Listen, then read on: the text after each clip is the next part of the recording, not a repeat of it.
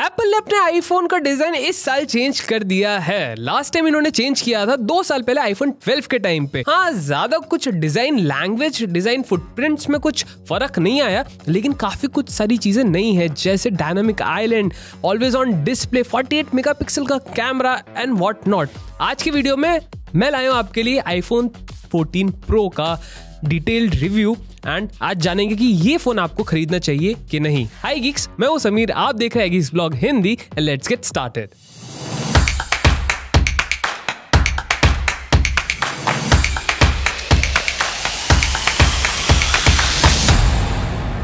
Let's address the elephant in the room first. हाँ, notch जा चुका है एंड आपको दिया गया है डायनामिक आइलैंड, जो कि एक फैंसी वर्ड है टिल्ट शेप्ड कटआउट के लिए, जो एप्पल ने खुद ने दिया है इसको नाम। बेसिकली वो पूरा एक सेगमेंट नहीं है, वहां पे 2 आपको पंच होल्स मिल जाते हैं, one for selfie camera and other for IR projector, जो फेस ID के लिए काम आता है। लेकिन 2 सेगमेंट्स है, वो पूरा एक सेगमेंट नहीं है जो डायनामिक आइलैंड है। तो किसी एंगल पे कहीं डायरेक्ट सनलाइट के नीचे आपको वहां विजिबल होगा कि वो पूरा सेगमेंट एक नहीं है। तो आपके मन में बात आ रही होगी कि भाई इस कटआउट को डायनामिक आइलैंड क्यों बोलते हैं। देखो, सिंपल सी बात है, बिकॉज वो ना कटआउट अपने हिसाब से, नॉट अपने हिसाब से, basically depending on the apps you are using, अपना शेप एंड साइज बदल सकता है dynamically. That's why it is called Dynamic Island. Dynamic Island को देख के ना मेरे को सूडो टास्क बार की जरूर याद आती है, बिकॉज कुछ भी कहो आप, उसके अंदर अगर गाने सुन रहे हो या फिर आपने टाइमर चालू कर रखा है, कुछ भी ऐसी ऐप्स जो फिलहाल डायनामिक आइलैंड को सपोर्ट करती है, आप उन ऐप्स को डायरेक्टली डायनामिक आइलैंड से कंट्रोल कर सकते हो। फॉर एन एग्जांपल कि आप कोई गाना सुन रहे हो और आपने म्यूजिक ऐप बंद की, तो रादर गोइंग इन बैकग्राउंड वो ऐप जाएगी डायनामिक आइलैंड पर। जो आपका डायनामिक आइलैंड होगा वो एक मिनी प्लेयर में तब्दील हो जाएगा एंड वहां से आप अपना म्यूजिक कंट्रोल कर सकते हैं। अब देखो, डायनामिक आइलैंड की कितना सक्सेसफुल होता है, कितना अनसक्सेसफुल होता है, इस सब का जो बोझा है ना डेवलपर्स पे है। बिकॉज आगे चल के डेवलपर्स अपनी एप्स को कैसे इंटीग्रेट करते हैं विद डायनामिक आइलैंड, उसके ऊपर इस फिलॉसफी, इस फीचर का जो फ्यूचर होगा वो डिपेंड करेगा। अगर हम डायनामिक आइलैंड को सरका के दूसरी फीचर की बात करते हैं, that is always on display, जो काफी टाइम बाद एप्पल ने फाइनली आईफोन 14 प्रो सीरीज में दे दिया है। एंड एप्पल की ऑलवेज ऑन डिस्प्ले की जो इम्प्लीमेंटेशन है बाकी AOD की इम्प्लीमेंटेशन से अलग इसलिए भी है बिकॉज एप्पल ने क्या किया है, एप्पल लॉक स्क्रीन की ब्राइटनेस को ना बहुत ही कम कर देता है। वो ब्लैक एंड व्हाइट नहीं करता, वो सिर्फ ब्राइटनेस को काफी ज्यादा डिम कर देता है एंड उसके चलते आपको सारे नोटिफिकेशन एज वेल एज जो विजेट्स आप यूज कर रहे हैं अपने लॉक स्क्रीन पे, वो दोनों दिखाई देते हैं। एक downside always on display use करने का ये है कि जो आपकी जो बैटरी लाइफ होती है आपके फोन की, वो काफी ज्यादा कम हो जाती है, उस पर काफी ज्यादा लोड आ जाता है, बिकॉज जो आपके फोन की स्क्रीन है वो 24/7 चालू रहेगी। एप्पल ने USA मॉडल्स में से सिम ट्रे हटा दी है, अब वहां पे सिर्फ और सिर्फ ई सिम चला करेगी।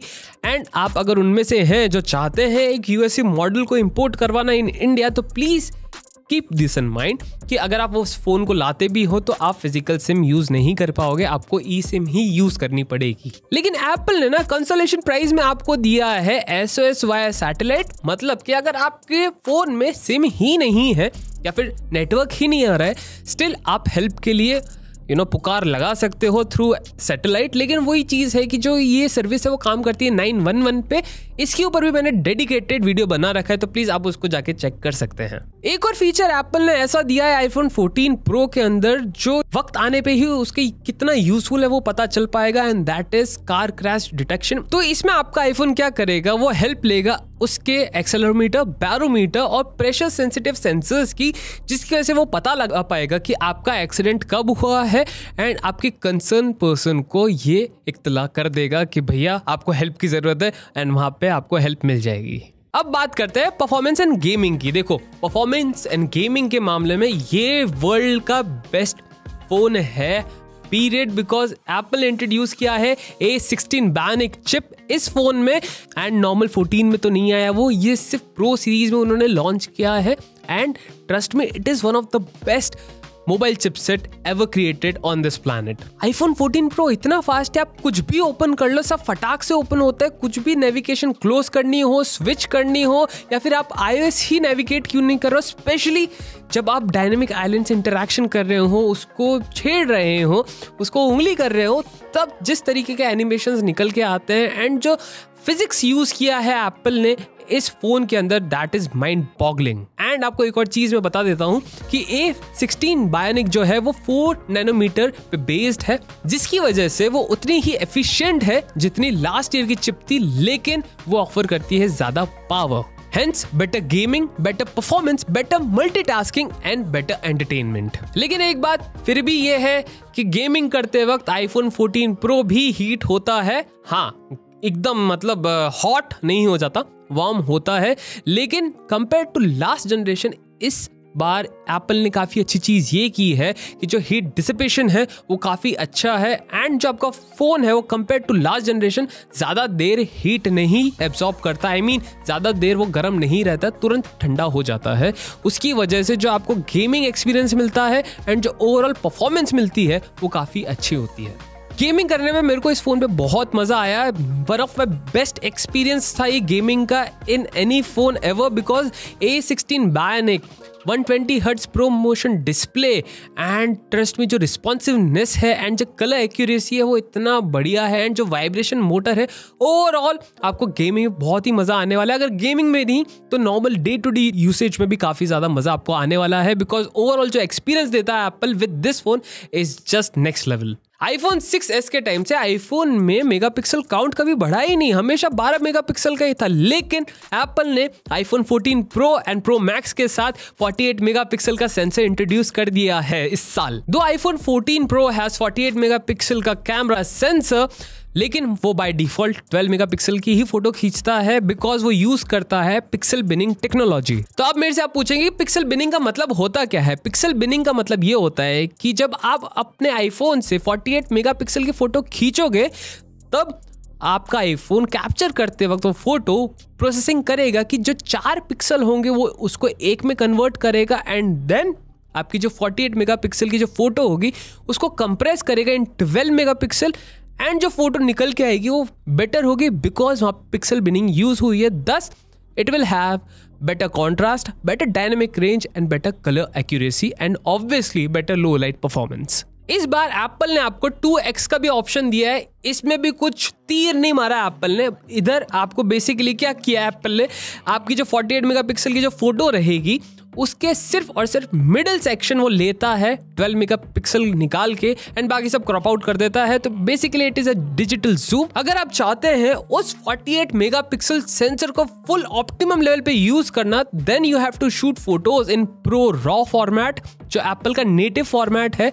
एंड इस फॉर्मेट को यूज करते वक्त आपकी जो फोटोज की साइज होगी वो काफी ज्यादा बढ़ जाएगी, बिकॉज उसके अंदर जो डिटेल्स होंगी वो काफी ज्यादा रिटेन कर पाएगा ये फॉर्मेट। और उसकी वजह से अगर आपको पोस्ट प्रोसेसिंग करनी है तो लाइटरूम में जाके, फोटोशॉप में जाके आप यूज कर सकते हैं, आपको जो क्वालिटी मिलेगी it will be amazing, trust me. Clearly, iPhone 14 Pro camera leagues ahead compared to last generation because यहाँ पे आपको better details, contrast and sharpness देखने को मिल जाएगी, and जो background blur होगा, जो silhouette निकल के आएगी वो नेक्स्ट लेवल होगी। एंड लास्ट जनरेशन का कैमरा नहीं कर पाता था ये सब, तो इस साल कैमराज में इंप्रूवमेंट आई है फॉर श्योर। तो एप्पल ने सिर्फ और सिर्फ कैमरा की हार्डवेयर क्वालिटी ही नहीं सुधारी है, साथ ही साथ उन्होंने सॉफ्टवेयर में भी कुछ ऑप्टिमाइजेशन किए हैं और इंट्रोड्यूस किए हैं 2 unique features. First is action mode. Action mode क्या है? Action mode basically is the next level of stabilisation, because जैसे कि आप देख सकते हैं यहाँ पे मैं दौड़ रहा हूँ एंड स्टिल आपको जो फुटेज दिखेगी काफी ज्यादा स्टेडी दिखेगी। हाँ, ये 2.8K में शूट कर पाता है,